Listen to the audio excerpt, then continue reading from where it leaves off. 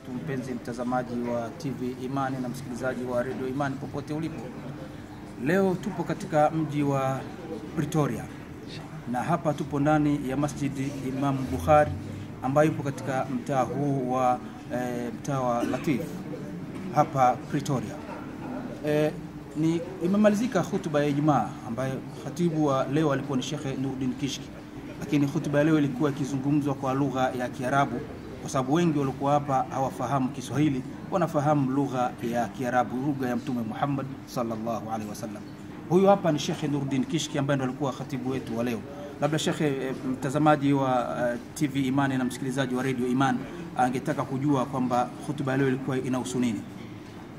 Alhamdulillah, hutuba yetu ya leo ilikuwa imebeba anwani isemayo namna gani Mtume Muhammad sallallahu alaihi wasallam alivyokuwa akiwasamehe wale ambao waliokuwa wakimkosea.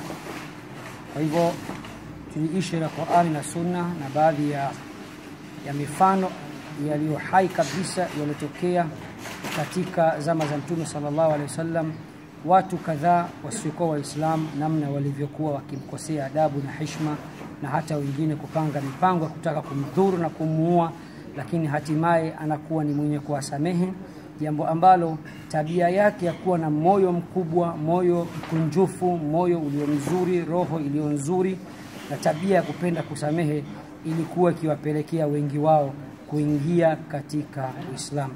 Kwa hivyo nilikuwa nikijaribu kuambia Waislamu wa South Africa na wa jiji hili la Pretoria ya kuwa tuwe tuna tabia za Mtume sallallahu alaihi wasallam na tuwe tuna mioyo ambayo inakubali kuvumilia na kusamehe wakosaji pindi watakapotukosea.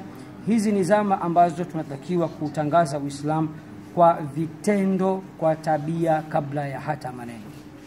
Naam, huyo alikuwa ni Sheikh Nuruddin Kishki akisema kwamba Waislamu takiwa tuwe na tabia ya kusamehe. Ni zama ya kutangaza Uislamu kwa vitendo kabla ya maneno.